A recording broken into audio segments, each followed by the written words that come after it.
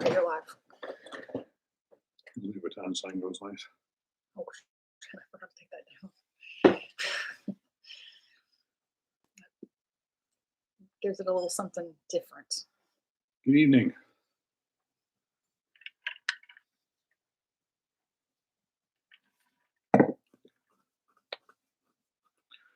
Very busy range day today. Well, y'all are coming in. There's something that happened at the range today that was pretty interesting. I've had a rifle I've been working on. It's been almost a year. Um, it was a Diamondback DB10 that I had for probably 6, 7 years. It was a rifle I had when I did a contract for them, and I started shooting it, and the thing shot fine unsuppressed without a problem. So I decided I want to try it suppressed with the GSL suppressor, and as soon as I put the can on, the thing hardly worked at all. I had failures to extract. I had failures to eject. I just had failure after failure after failure. So the first attempt to fix it was replacing the receiver extension with one that was designed for an AR-10, so I could use normal AR-15 weights to try to slow that down. Stuck an H3 on there. Well, probably improved my malfunctions by a reduction of maybe 20%. But as far as reliability was just not there. I mean, we're talking ejection at 1 o'clock when it did eject. So got a rifle speed, put it on about 6 months ago. I haven't had a chance to try it up until today. I put the rifle speed gas regulator on there, and unbelievable how this thing just tamed right down. My ejection was at 3 to 4 o'clock consistently. The gun felt like a pussycat. It was amazing. This is what it took to get this gun to work properly. This thing had a gas port on it the size of a barn door. It had to have been huge. So there was no way that we were going to get this gun to operate with a sound suppressor without having an adjustable gas block. But the rifle speed gas block just cured the whole thing. So that was nice to see that thing working. JC, there was no question. He's just giving you an update from what happened and transpired at the range today for upcoming filming.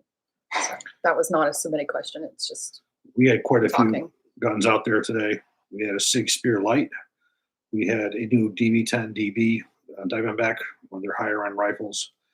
We had a new upper receiver that came from Centurion Arms, which is one that I recommended the money that he make, and he did. I was very surprised to see he just sent me one, and it was exactly what I told him I was looking for. We had a Armalite XM110 SAS out there. We had a LWRCI Reaper out there. We had a Caracal CAR 814A2 Patrol out there as well, and a BDM Browning pistol. Hey, Steve. Hey, Steve, from Rio. Yeah, people are slow to come in tonight. It's a little bit later than normal. JC says great guns. That's some range day. So yeah, it was probably close to 1,000 rounds today. Yeah. Okay, guys, if you would like to ask a question tonight during the chat, you can plug it into the chat line, and I will try to get through as many as possible. It looks like we're going to have lower numbers tonight, so that's always good for you guys getting your questions asked and answered. If you'd like to donate during tonight's chat, you can do that by clicking the $ and using the super chat function. However, Google does take 30% of your donation, which is quite a bit. Our preferred method is DonorBox. There are links on smallarmsolutions.com that make it easy. I will also plop the link to donate in the chat. You can use that throughout the chat tonight, and that will give you priority over all the other questions that are coming in. So you get to kind of skip the line and get a guaranteed response. But we don't just take paid questions. We appreciate you guys joining us, and we are going to jump right in. Norway. Steve on DonorBox. Thank you, Steve. He said, do you happen to know the specifications for the firing pin protrusion on a 308 AR-10 type bolt? Not offhand, but I have several manuals that have those in there. If you want to email Heather that question, I can get that for you. Yeah, email me, Steve. You probably know it, but it's hbartacci@smallarmsolutions.com. Just email me separately so I don't forget, and I will get that out to you. Kirk on Donnerbox, thank you, Kurt. He said it's suddenly cold where he's at. But yeah, it is here in Texas too. I'm actually wearing a sweater today. It's crazy this weather. His niece wants a Colt M6951 for high school graduation. Congratulations to her. Our son's graduating in May as well. New production ones are all over here in Indiana, putting your Monty's hammer in it, ALG or a Hipper fire trigger, new charging handle, maybe a Sig Red Dot, a Romeo 7S. Anything else I should consider? Well, obviously, you need to make sure you have the proper buffer in there. Make sure you have a longer buffer in it. So, the longer 9 millimeter buffer. So you eliminate that issue that we talk about in several of my videos. Um, Again, the hammer that me and Monty did, absolutely. That's going to save your trigger slap. It's also going to save your disconnector from failing. Well, maybe make sure you have the gas deflector on there if she's left-handed. Uh, Really, that's it. Again, a proper buffer that's longer for the 9 millimeter, so you take up that space, so you don't have the acceleration when the bolt hits the bolt catch. The hammer, again, make sure you have your frying pin spring on there, so you don't have issues with slam fires. Um, yeah, that should about do it. Adnan, thank you, Adnan on Donorbox. He wants to know, did you and Heather get the chance to attend SHOT Show recently this year? And if so, how was your time there? No, not this year. I'd like to. I'm hoping to go get to NRA, but I'm not sure.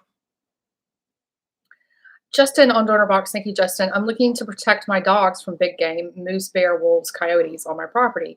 I was thinking of a suppressed, likely OSS, HUX, WRX, or a CGS suppressor, lightweight, semi-auto 308 for within 600 yards.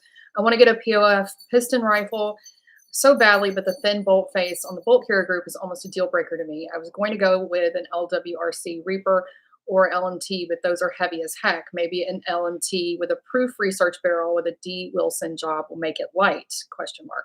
Should I just get a Ruger 700 with the LVPO and call it a day, like my mentor says? Question mark. He also suggested POF, but I really like to own guns that don't have problems. POF would not be one of my first choices. You have a lot of options for 308s. If you want to go with LMT, they offer a good variety of lightweight barrels as well. Um, the LWRCI Reaper, unless you really got deep pockets, it's not worth the money. It's just too damn expensive. That's not one that I would be going after. There are some other ones out there that you could certainly take a look at. Uh, Even some of the newer, I would say, if you can find some of the older Armalites, which are excellent rifles. Even some of the Saint 5.56 and 308 rifles are really good. Hell, even for the money, the Diamondback rifles that I've been shooting are excellent as well. Um, for as far as weight's concerned, it depends on what you want. A lot of people look at Daniel Defense and all that. LMT is not all that much heavier, but you have that versatility. For as far as the can's concerned, um, I do have a video coming out at some point in the next couple months, which ones will be filmed, on the Huxworks suppressor that was put on a primary weapon systems Mark 116 Mod 2M. And I have to say, the Huxworks suppressor is beautiful for as far as not getting gas in your face. Today, I had a GSL suppressor and I had a 35M or 36M silencer co. Got a significant amount of gas in my face. I had a SIG 716 suppressor out there as well today on the 5.56 Spear. Wasn't as bad, but still got gas in my face. I tell you what, the Huxworks, there's no gas in my face at all. So that would certainly be a good option as well. When did the Colt's side sling come into play? M4 contract. That was done because of the compatibility with the M203 grenade launcher. It originally comes from the factory without the grenade launcher on it. It's on the left-hand side. If you were to put the grenade launcher on, you'd rotate it to the right side so it doesn't interfere with the latch when you open up the grenade launcher. Have you ever thought of reviewing the What Would Stoner Do rifle? I have on many occasions, but haven't been able to get my hands on one. Do you have any reasons why the BRT gas tube should not be used in the LNT MWS system to tame gas? Do you not recommend modified gas tubes? It's one of those gadgets that's not necessary. Again, there's a lot of gadgets out there that are looking for a problem that doesn't exist. And there's no problem with the gas tubes on the on the Air-15 system, as long as you get a good military grade one. There are some substandard ones out there that are not as high quality, but generally you won't know because you're firing semi-automatic only. You generally only find the problematic ones when you're firing them on full auto. That you start seeing them, warp like a pigtail. Um, but again, it's a problem that doesn't exist. Yes, Heather's on the camera. I know, blows you guys' minds. Um, I happened to buy a Geisley upper with a nitrided barrel, thinking it was a chrome line barrel. Either way, it's okay, but how long can I expect the nitride barrel to last? Probably longer than you'll ever use it. Probably outlast anything unless you're going to be planning on shooting, 10, 20,000 rounds out of the barrel. I don't think you'll ever notice any difference at all. The only thing that you may notice is corrosion, and that's the area that I'm not as concerned, as convinced that nitriding is as good as chrome plating. Um, I think you have to be realistic here. Chrome is a plating that gives you over 3 times harder than the barrel steel. So there's no plating, or I'm sorry, there's no treatment that you're going to put on a nitride process that's going to equal that. You can keep it from getting worse, but you're not going to have that kind of improvement, in my opinion. I'm still prefer the military grade chrome lined manganese phosphate barrels. If you could choose a new service rifle and pistol for a modern military, what would you choose? Well, I tell you what, the gun that I shot today, the Sig Spear Light, I would take that chambered in 6.8 SBC. In my opinion, that's what the U.S. military should have adopted. Was that rifle in 6.8 SPC, not the 6 millimeter by 51. I believe that was a mistake. I believe that this is an ideal platform to do a 6.8 SPC in. I loved your videos on buffers, but noticed you made no mention of the H6 buffer for sliding stock on 20-inch rifle uppers. Curious if you are familiar with it and your thoughts on it. I am familiar with it, but at the time I didn't have access to it, and quite frankly, it was really, really rare for you to find those in commercial. In the commercial market, it was really, really rare. Um, it's hard to get everything all the time, and sometimes there are things I don't have access to. But also, I'm thinking that these are not practical. They don't really exist out there, so they're not really worth even discussing. There's other better options out there for a 20-inch barrel. If you want telescopic stock that they're put out by Valtor for their A5 stock. Thoughts on the JP Enterprises silent capture buffer system? Is it reliable, silent? Is it a waste of money? I have extensive use with them, and I have to say it is quieter. But again, you're looking for an answer to a problem that doesn't exist. Most of the time, when you have a very noisy recoil spring, really all you got to do is pull your buffer out, pull the buffer out of the spring, rotate the spring the other way, throw it on the other end, and put it back together, and it's going to get rid of most of your sound. Um, it's the buffer and buffer spring that are in that rifle are simple. They don't fail. They're excellent. You introduce a part like the Geisling in there, you're going to have a lot of moving parts, a lot of parts that can go wrong. It's not rated for full auto, although people have used it on full auto. Um, Again, it's another one of those gadgets that's out there that may make a small improvement, but is it worth the money? No. Is it also going to be worth uh, potentially decreasing your reliability? No. Um, but again, there's nothing wrong with it. This is just my opinion. Don't forget to hit the like button, guys. Thoughts on the JP Enterprise? No, we already did that one. Where could I buy a 6940 901 flip up front sight post? Colt refuses to sell them separately, and I have been looking for over a year now. Wow. I wish I could give you an answer to that. The problem is those are proprietary parts to Colt that you're not going to find anywhere else, and those parts also for the 901 are no longer available in commercial on the commercial market. Um, Quite frankly, I don't recall. It's been too many years since I messed around with the 901 while I was in Colt. If it's something that you can cut down, or there's one that's longer where you can cut down to it. But the reality is, those are proprietary Colt parts, and if they don't sell them, they don't sell them. Sean says YHM sells them. Was that Yankee Hill Manufacturing? Okay, yeah, I'm They aware. sell them, obviously not Colt, but it's the exact same thing. Yeah, as long as it's the same specifications, you're good to go with it. But again, Colt, That's why I love my LE 901. It's one of my favorite guns. I won't shoot because I can't get replacement parts. If something goes wrong with it and a part breaks, I'm screwed. The gun is going to be a doorstop. So that's the reason why I don't shoot that gun. It's a really nice gun, but again, if something goes wrong, they don't support it. If you were to build an 18-inch Mark 12 AR, which receiver and barrel would you choose? The barrel, I would stay with the Douglas or one of the ones that Bonnie does over Centurion Arms.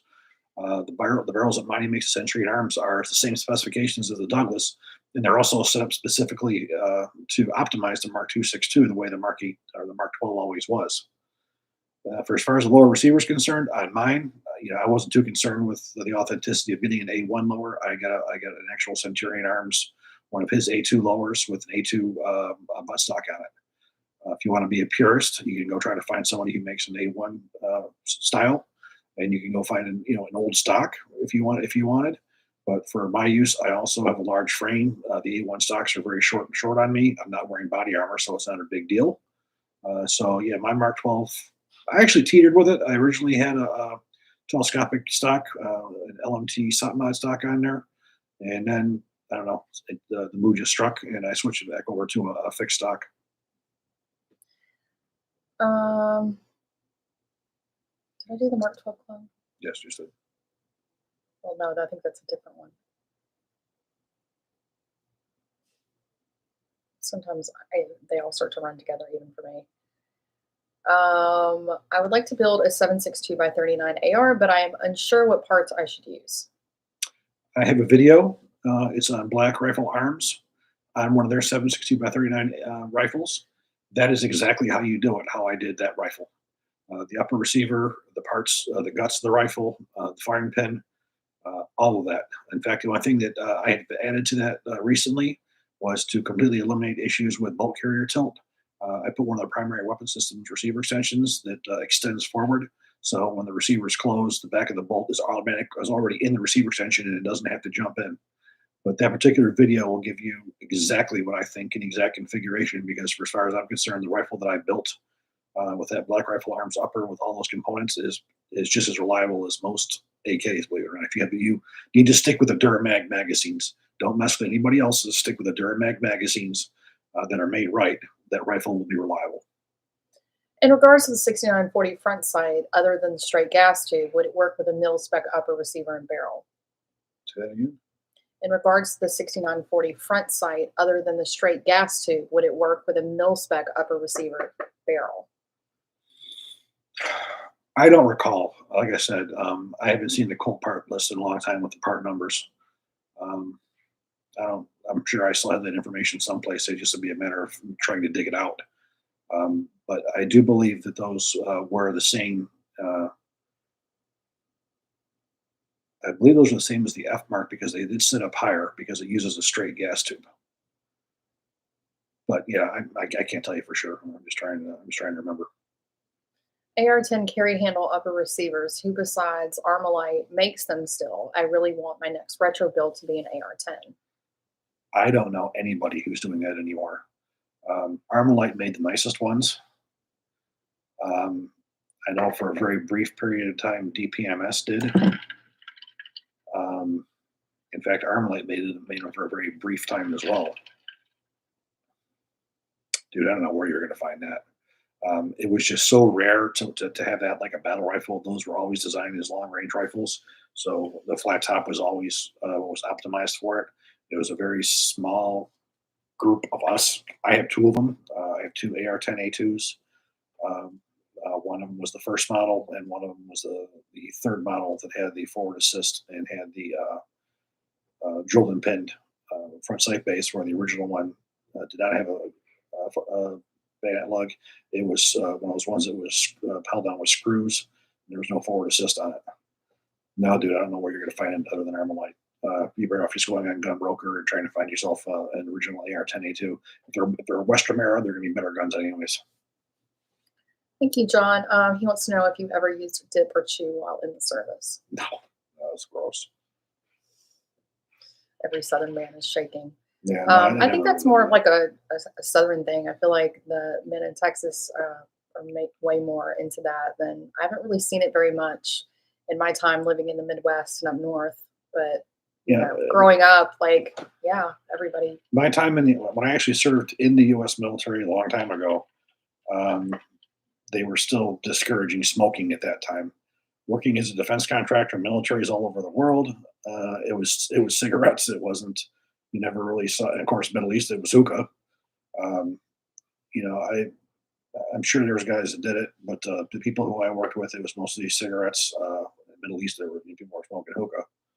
That's about it. And people were more concerned with drinking Red Bull and things like that to keep them awake than they were stuff like that. Do you have any inside information on the LMT Mars L9? No, I saw it. It's an interesting thing. People seem to think that because I'm such a fan of LMT that I'm one of their chosen people. The reality is, I had a question that came to me: why I don't review LMT products as they come out. The reality is, I haven't gotten products from LMT in 3 years. I have asked Carl, I've asked his marketing guy to send me new parts. The reason you haven't seen a video from me on the New Zealand rifle or the Estonia rifle is because I was waiting for the components to do a full review on all three models from Estonia and both models from New Zealand. The reality is I can't get parts from them to show you. So I tell you that I like them because I like the products. I'm not a favorite. I don't get any kind of perks from them. I don't get any free products from them. I can't even get stuff to review for them. This is a product that I tell you I like because I think is one of the best ones that are out there. No checks in the mail. There's nothing. That's why if you see me over here smiling, it's because, yeah, we get accused of being on the payroll all the Yeah, time for show that for stuff. them, and it's not the case. But that's why is I Trust me, can't there's no checks coming. I can't get the parts to show you. That's what the reality is. I always wanted this channel to be authentic. That's why we've never done sponsorships. Um, it's not because we haven't been offered them. It's because I wanted an authentic channel that was not a commercial that you're seeing. And yeah, we do have about 5 companies at this point that we have codes with: Centurion, Manta, G96, Steel Targets, and I believe, well, we just picked up an ammunition one. Um, those are products that are tried and true that he's That been I fully endorse, that I that, support. and some of them he's been. I mean, G96 he's been using since he was in diapers, and Man's like God, 15 years. Yeah. Like, These are products that I firmly believe in, and that I use on all my rifles. Yeah, it was funny. I had a friend I met on Sunday. Um, I did the video on the TUI ammunition, and I had somebody wrote in there a comment that they thought this was a shill, that I was a shill, that it was a paid advertising. And we don't do that. I put when I visited with Never my have. buddy, and we were talking about the ammunition. I told him about that. I pulled him my magazine out and showed him that I had this ammunition in my gun. As I said, people talking about me being a shill or something like that. No, this is actually the ammunition I put in my gun. So that was sort of funny because somebody had written that about me, and that's if I tell you that I'm using something, that's what I'm using. Well, people are always going to say things, and I think it's also abnormal, especially in the 2A community of channels, to um, operate in such an authentic way, where you're only endorsing products that you believe in, because we want you to spend your money, you know, the best way possible. And I wouldn't feel good at the end of the day if you're buying something that we say is great and you say is terrible. So Both my EDC gun, everyday carry guns, a P365 and a P320 X compact. Both of those guns are loaded up with that. And yeah, I had other people talk to me about how well, I'll stick with this. It's like, yeah, you can stick with what you want. But with if I have a background in forensics, I've seen a lot of shit, and for me to look at this is what my conclusions are. This is my educated opinion from having all this experience. If you want to read the gun magazines or whatever and go off what they're saying, that's certainly your prerogative. I come from a very different place when I test things from seeing things and having real world experience. okay, let me go to where I left off. Okay. Wasn't the reason against 6.8 SPC because of the increased recoil, and then they adopted the 6.8 by a 51? No, no, no. Unfortunately, this goes back to 2003, 2004. It was introduced by a gentleman from Fifth Special Forces, Master Sergeant Holland, and he got all these manufacturers, Remington for the ammunition, PRI, and some other companies for the guns, basically to invest a shit ton of money into this because they said it was a done deal. And then when they had prototypes, Sergeant Major Holland introduced them to the SOCOM, and there was no requirement for them. There was no interest in them. There was, with no requirement, you're going to show them something that they're not even looking for. So it sort of muddied the waters, I think, because he tried forcing it down them. And it got so bad to the point where if anybody had used one in theater in either Afghanistan or Iraq, that they could be held up, put up on criminal charges for using an authorized weapon in combat. So I think it wasn't just the fact that there was no requirement for it back then, but also the way it was introduced. It sort of pissed a lot of people off. When we look at what's going on right now with the 6.8 by 51, these are totally different cartridges. You're looking at one that's a 308 light cartridge case and one's a 5.56. You're looking at totally different ballistics, totally different use. The 16 SBC is is actually an assault rifle. It's an intermediate cartridge, where this 6.8 by 51 is a battle cartridge. The heavier recoil, the uncontrollability, all those things that we try to get away from when we got rid of the M14 in Vietnam. Best sub $2,000 14.5 pinned and welded complete gun or lower upper combo. You're restricting yourself by wanting a 14.5 drilled and pinned. There's not a lot of manufacturers that do that because the only ones who do that is if you're doing some kind of a military clone, like Colt or FN, who was doing an M4 clone. Because the reality is you're much better off with a 16-inch barrel than you are with a 14 and a half. So I think you're severely restricting yourself by wanting a 14 and a half inch pen. Now, you said sub 2,000? Yeah. There are tons of them. LMT Defenders, even Colt 6920s, the LWRC, their ICDI is an excellent one. Sub 2,000. It's really, really good. Centurion Arms has several other rifles that are excellent around that price for the lower grade military grade ones. You literally have a shit ton. I just would get rid of that requirement for the 14 and a half inch because there's no reason for it other than if you're trying to have a military clone. Because why would you want the extra inch and a half of rifling to give you a little bit more velocity, give you a little bit more accuracy? There's not really a point. And I just put in the codes that we have for Centurion.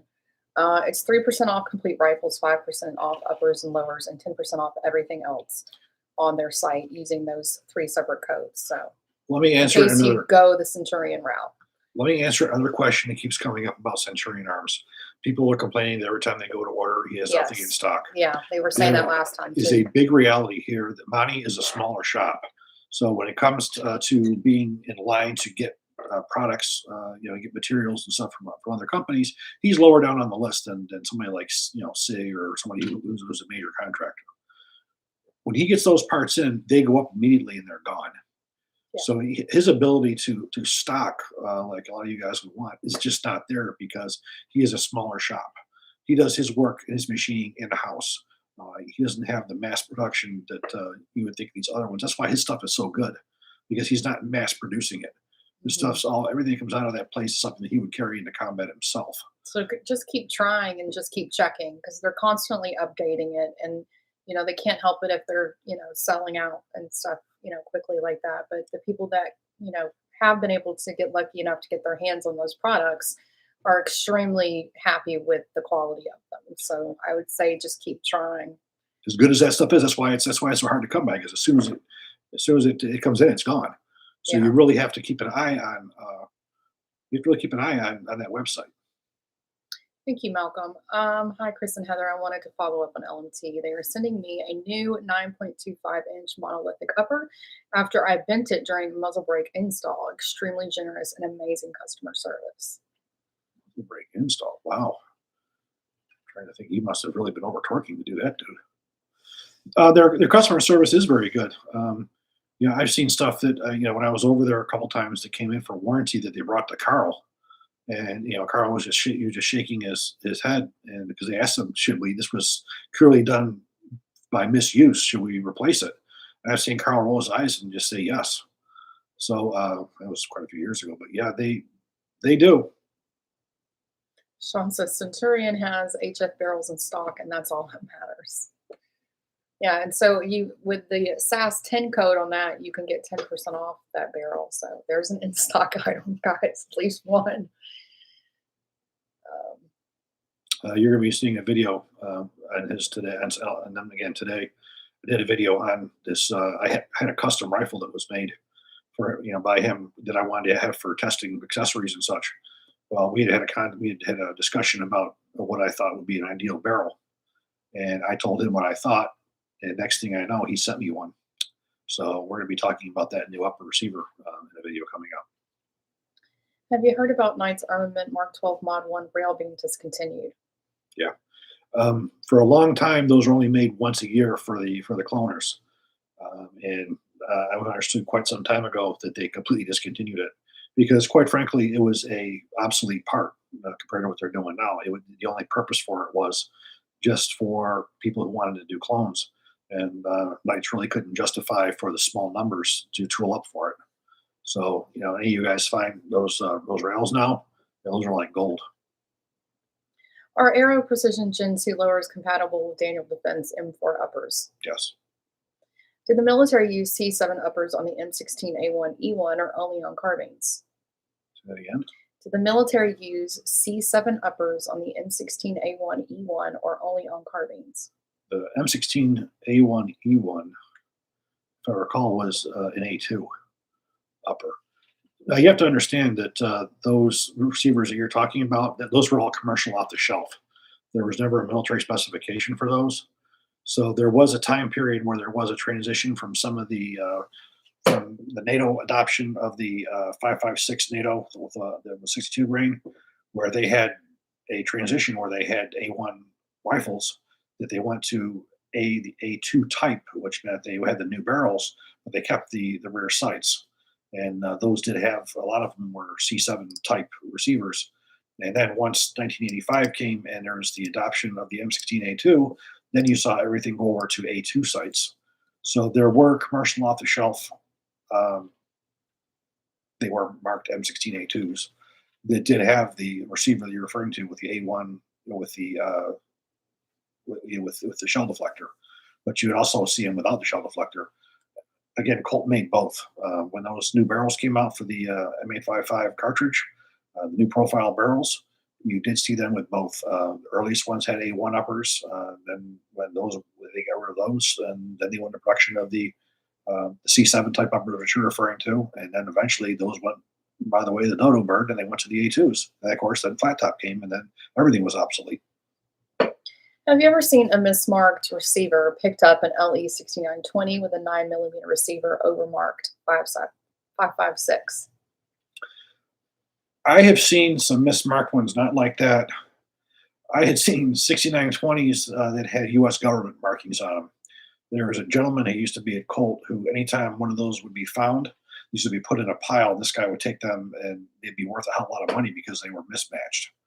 So you had seen AR-15s that would have property U.S. government on them. You would see, um, we had barrels when we first did our first run for media for the 6940s, where the markings on the barrel were on the bottom instead of the top. There's a lot of mismarked stuff out there. Very little of it actually gets out. Most of that went to a private collector, and if he would sell it. But oh yeah, you would find mismarked stuff all the time. In fact, I think Mr. Gunsinger did a video within the last year or two over it was a mismarked H bar. This is an interesting question. LMT has the H2 ISL E buffer on their site where they mention you by name in the description. They do. Is that a buffer worth using? I'm only familiar with H2. I'm not sure about the other one. I'm totally unaware of them using my Yeah, name. I haven't heard that before, but I will be going and looking at that. It's pretty interesting in the fact, like Yeah, I said, I can't get anything out of them for yeah, review, but they're using my name. no. Trust me, if that is the case, I will be shutting that down this week. Yeah, but thank you for letting me know. Because, yeah, no. Some of the stores in my area have had some Gen 1 Glock 17 S's on the shelves. I guess excess from Lipsies. Is it worth getting a Gen 1 to say I own a Gen 1 or get a Gen 5 17? And Gen 5. The Gen 2, the Gen 1 you're going to get is not even a real Gen 1. You're still going to have all of the modernized parts in it. Glock did a shitty job with that because if you look at the P80, they went as far as to get the frame right, but yet they didn't mark the slide right. It's one of those things where you get so close, but then you're so far away because it's those obvious things that you don't get. If you want a Gen 1, buy a real Gen 1 and spend the money. If you're buying a new pistol that you're going to shoot, just buy yourself the latest. Um, I had a P80 and I got rid of that P80 after only having it for a few months because I kept looking at it and I was like, why do I have this? Because when you compare it to an actual Austrian military P80, they didn't put the symbol on there. They didn't do anything because there's an actual symbol that it's an upside down triangle that the Austrian Hemi has. There's no reason in hell they couldn't have put that on there. It had a different serial number range, or do like Beretta did with a sort of a different kind of a font. It's not worth it.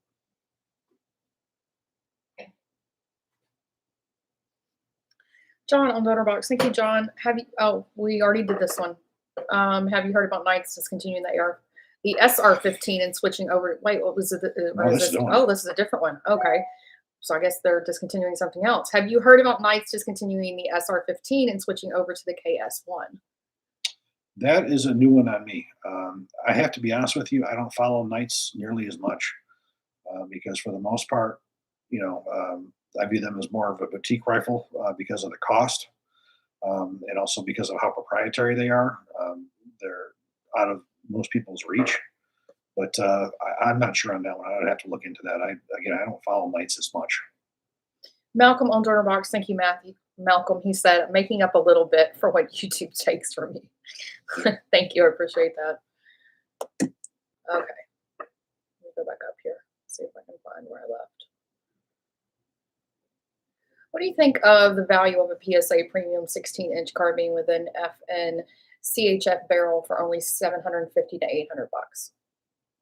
It's not bad, just considering the cost of that barrel alone.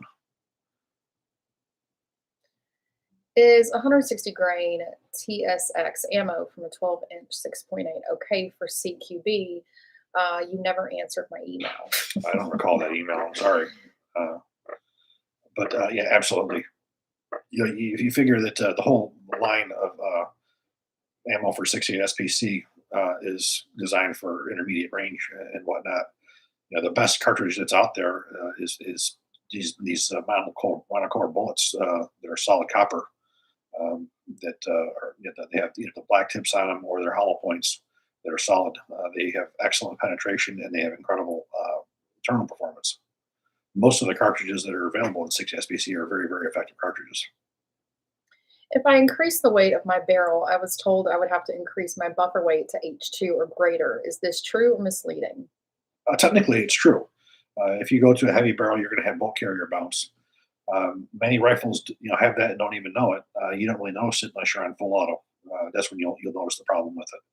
But if you look at if you want to be correct as per mil spec, the Colt M4A1 with the SOCOM barrel has to have an H2 or it will not cycle on full automatic due to light carrier strikes because of the bulk carrier bounce. But from a mechanical standpoint, if it's semi-automatic only, generally you won't notice it.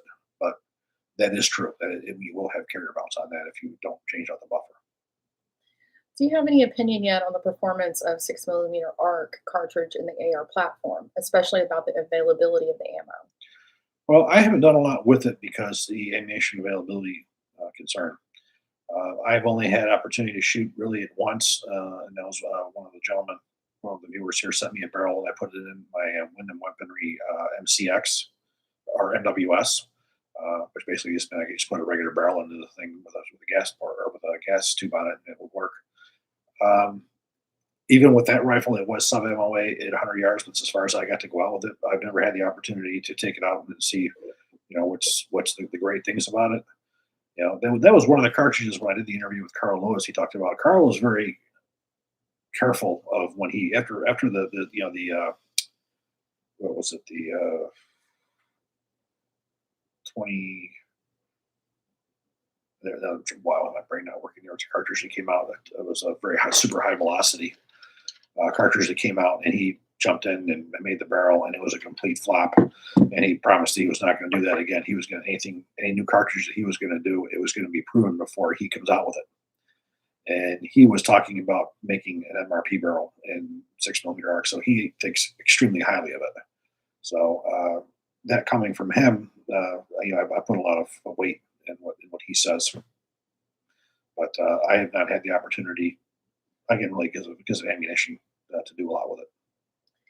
Is the width of the Caracal 814 upper receiver industry standard. I bought a free float Midwest rail that allowed me to retain the FSB. I had to grind a little of the anti-rotational tabs on the handguard. Well, I can tell you that handguard is designed for the that upper receiver.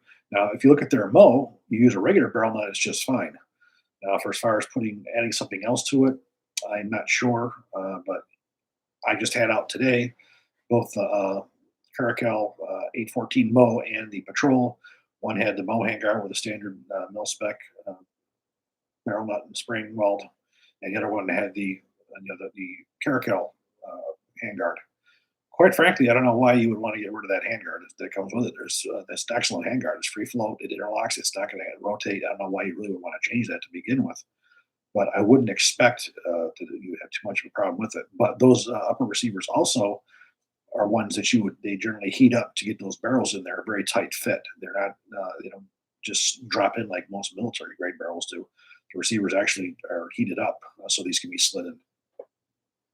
Is the Tubbs flat wire recoil spring worthwhile for an upgrade for an AR-15? No. If you were replacing it because you had a problem with it, say it broke or something like that, it wouldn't hurt. Is it necessary? No. Is it worth the extra cost? No. The buffer springs very rarely ever wear out. That's not a part that I really ever saw overseas where I saw guns that were really used heavily. I saw some that were corroded, and that caused them to break because of corrosion. But they don't wear out from use because it's just not really a high wear spring. So it's not one of those things that works. Leave it alone. The new Colt 6940s out of CZ have the clean forged C on the upper. Do you think the monolithic uppers are new old stock from Colt? Well, the monolithic uppers, those are only made by Colt and Colt forgings. So it's not like they can go somewhere else and buy surplus ones.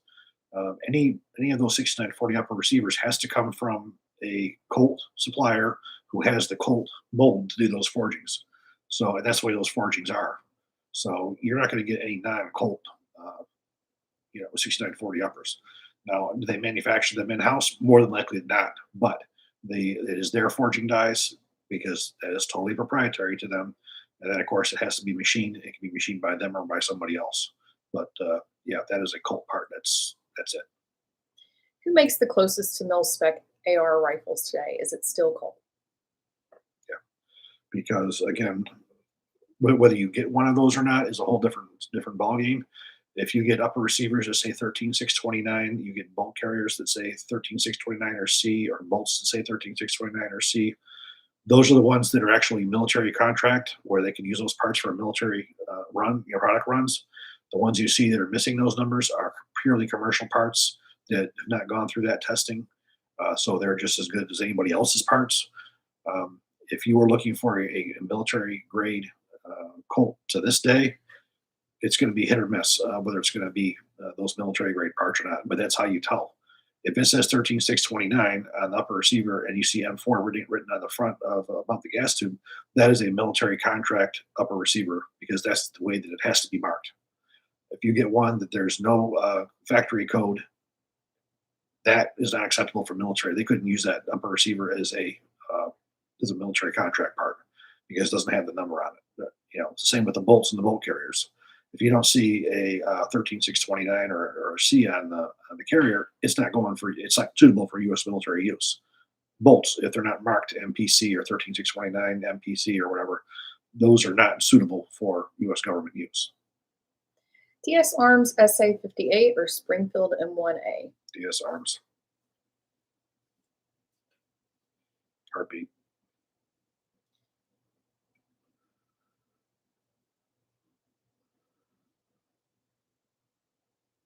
What cool gun should I trade my PSL for? I'm considering rounding out my die-hard collection with a Steyr AUG. I'm not a Steyr AUG fan, AUG fan. AUG is actually the proper way of saying it. It's not AUG. Quite frankly, if I, the bullpup that I prefer is the Springfield, the Correlation VHS. I think that's a much nicer rifle than any of the other ones that are out there. If you're looking for a bullpup, Do not take the frames off the wall. I'm looking for a Chrome BCG. What company would you recommend? well, most of the ones coming out right now, I believe, are from Toolcraft. Those are where a lot of the ones are coming from. If you can find the Knights Armament, um, on a very rare occasion, if you want Brownells, you can find the cream of the crop, which are the Smith Enterprises. Um, but there are a couple other ones out there. The only one that really never was really that great was the Brownells. Brownells had, when those first came out, it didn't even look like a chrome plating. It looked like some kind of a chrome phosphate. Then they got a little bit better, but most of those, most of the chrome carriers out there are pretty much the same, made by the same people right now. Uh, One of the nicer ones out there probably is going to be the Knights. Um, I've seen some that look really really sharp, some of them not so sharp. But the Toolcraft ones, there's nothing wrong with those. I've got it was funny. I got one from Rock River, and then I got one from Daniel Defense. They were manufactured by the exact same company, Toolcraft, except for one was two times the cost of the other. But they were the exact same one, made by the same people. 300 Win Mag AR-10. What are your thoughts? Well, Noreen makes a beautiful one. The bad news. Um, I have one of those that was absolutely gorgeous. No, the recoil was extremely low compared to most, and I also put a suppressor on that, and it was a Pussycat. But if you want to go double or triple the cost, you can look at the Nemo. Is a 300 Win Mag. There's probably some other boutique ones out there, but those are the top two that are out there. Money for money, the Noreen's a better way to go.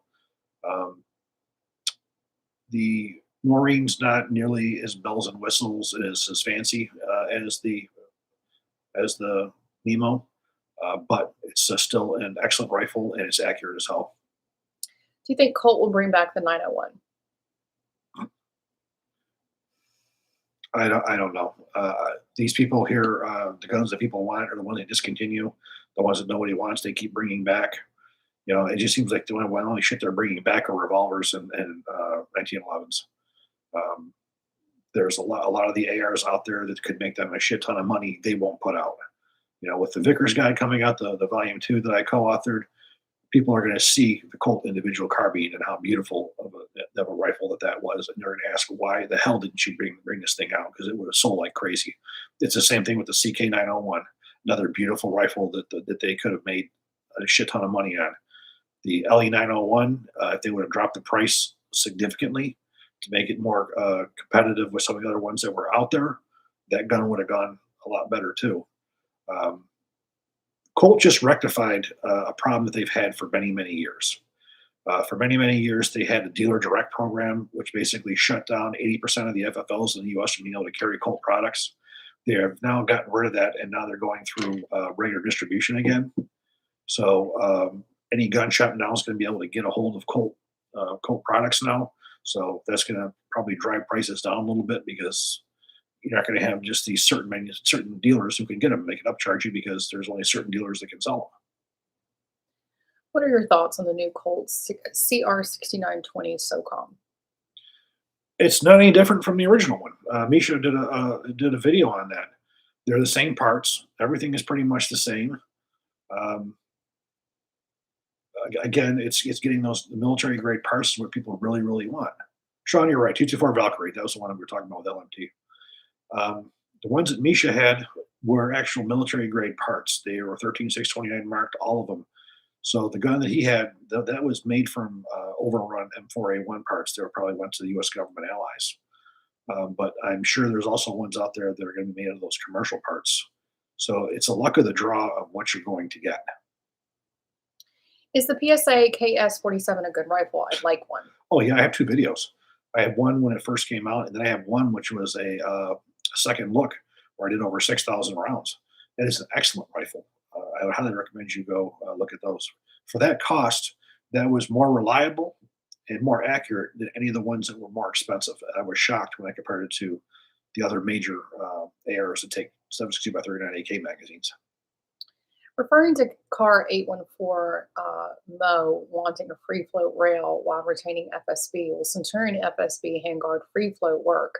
Can I email for a definite answer? Yeah, I can't see any reason at all why it wouldn't. If you had a problem with that, you could probably even get a hold of Centurion and send it to them and have them do whatever needed to be done. But I can't see there being any reason why it wouldn't. But you also have to consider when when the rifle came out for Caracal, the patrol rifle, that was designed around their handguard. The upper and the handguard were designed together, not thinking there was any reason to change it. Again, uh, I don't believe you would have a problem putting it on a Mo. Do you have any plans on picking up any of the H&R retro stuff? I would like to take a look at some of it. For as far as purchasing for myself, I don't know because again, I wasn't really a fan of any of the H&Rs um, the GM Hydramatics. Neither one of them really had too many contracts. Um, Back in those days, I still would prefer to say Colt on the side, but I'd like to see what they're doing. Would you ever do clone rifle videos for the different branches as it pertains to optics lights and accessories? Probably not because I don't spend that much time on force multipliers, if you would. Um, I'll look at what the actual military units are using, and I'll generally kit the guns out like that. But for as far as going over the ones over the last 20 years, because again, I mean, you could do a lot of videos going over optics. Starting with the Trijicon ACOGs and then going down to the M68 reflexes, and then going down to the scopes that were used on the Mark 12s, and then looking at the ones that are on the Mark 11, and then to the ones that are used now. I mean, that's a really big rabbit hole, especially trying to get your hands on all those different ones. And I don't have all of those here. I have some of them here, but I don't have all of them. Why are the 5.7 pistols coming online so fast? PSA, Ruger, FN, S&W. That's really a good question because again, I'm not really a big fan of the cartridge. I do believe that there are people who do like the concept with having a mini assault rifle. It does fall under that miniature assault rifle concept that Colt had many years ago when they did the Mars program. Um, you do have particular ammunition that will defeat body armor. That's true. Um, I believe it's just something that there was a commercial interest in, not something that really floated my boat. If people want it, they're manufacturing it, and there's a lot of companies that are coming online making it. I've really only looked at two. I've looked at the FN. I've looked at uh, the FN. I looked at the Ruger, and I had a CMMG Banshee that was chambered in 5.7. Those are the only ones I've really messed with. And again, they were neat little toys, but they were anything that I would take seriously that I would want. Thoughts on the Palmetto State Armory retro rifles? Would love to see a review on the carbines. Again, we were just asked about those. Those were the H&R rifles. Again, that is something that I would be interested in taking a look at some point if I can get my hands on them. I haven't talked to him over there in quite some time, so maybe that's something I will talk to him about and see if we can get some. LWRCI advertises that their forged receivers are, quote, double coined. That strengthens the tolerances of the material. Are there other companies that do the same thing similarly for their own AR components? I don't believe so. LWRC does not skimp on anything. Um, I was out to the range, one day there was a guy out there with an ICDI out there, and he was freaking shooting incredible with it. I have a video coming up also over the next month or two. That's an update where I'm taking a look at another one of their DIs. I hate saying DI because it's not right. Internal piston ones. Somebody else said up in the chat that they wanted to give you kudos for actually saying DI too. So No, that's not kudos. That's me conforming where I shouldn't be and not using proper terminology. But that's what they call it. They call it that's the name of the product is DI. Um, It's It's just slightly bitter, it's just really slightly. for the money. I think it's probably one of the nicest ones that's out there. And of course, if you're looking at external piston guns, it's right up there too. Again, that and the Caracal are my two favorite of the external piston versions. Okay, guys, I think that's about it for tonight. Thank you so much for joining us, Christopher. Thank you very much. Hopefully, we'll see you guys again soon. Yes.